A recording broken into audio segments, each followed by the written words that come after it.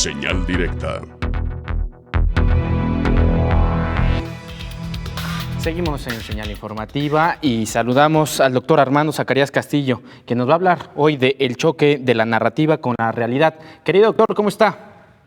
Muy buenas tardes, Omar y José Ángel. Gracias a la amable audiencia del Sistema Universitario de Radio y Sistema Universitario de Radio y Televisión.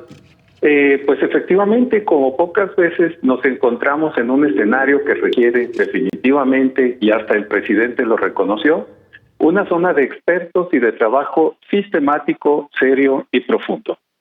La coyuntura de este año nos coloca dentro de una zona de alta inestabilidad, esencialmente en el marco internacional.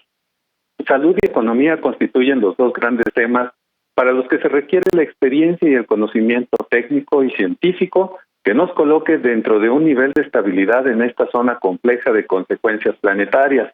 Así pues, el contexto internacional, como pocas veces, ha tenido un efecto de gran peso. Por una parte, enfrentamos, como todo el mundo, la compleja escalada de la crisis en la economía planetaria que se ha traducido en una gran inestabilidad en las bolsas de valores.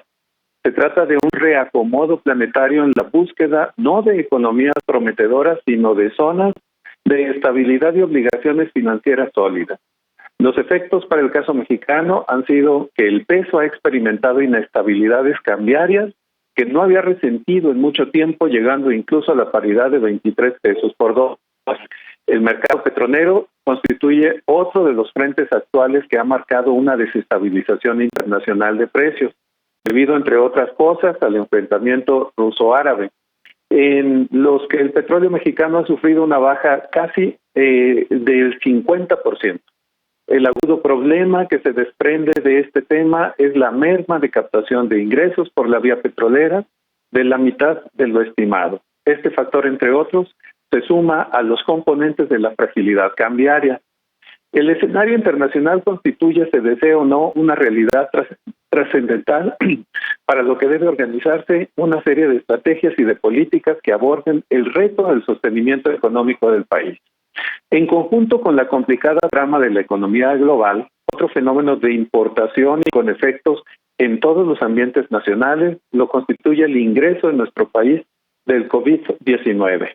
La pandemia que ya se encuentra presente en nuestras fronteras constituye una fuente compleja de temas frente a los cuales, de igual forma que en la economía, se requiere un aterrizaje de decisiones elaboradas por comités científicos y técnicos que ofrezcan información y certidumbre, sobre todo, a la población frente a esta contingencia. El desprecio por esta actividad del Gobierno de México plantea la paradoja relacionada con el nulo interés presidencial por la actividad científica y el cambio de discurso respecto al reconocimiento de la producción académica y acreditada de generación de ciencia en este país. Las asignaciones presupuestales sobre este rubro podrían dar luz sobre la seriedad en esta mención.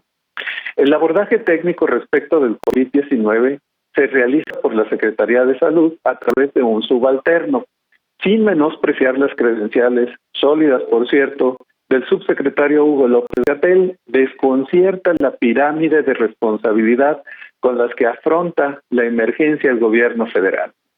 La falta, precisamente, de un equipo sólido y técnico por parte de la Secretaría de Salud genera que desde ese espacio se considere que el presidente está fuera de toda implicación respecto del resto del planeta en materia de contaminación del virus, ya que él representa una fuerza moral con la que él llega a las masas.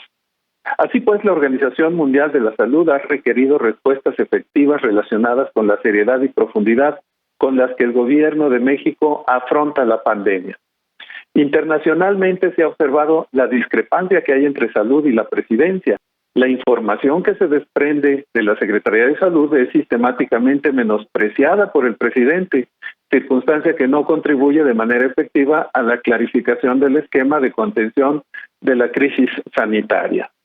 Las reacciones hasta el momento de amplios y extensos sectores sociales, como nuestra universidad, por ejemplo, han tomado decisiones como lo han hecho ya algunos otros estados de la República respecto a las medidas que se pueden poner en funcionamiento con la intención de atenuar de forma efectiva las posibilidades de crecimiento del efecto de la pandemia en nuestro país. Ya van 2 momentos complejos que han pasado por encima de la voluntad presidencial, la marcha del 8 de marzo y el paro del 9. Hasta el momento, las reacciones del Gobierno de México, independientemente de denostar las expresiones ciudadanas, no han tenido un efecto positivo.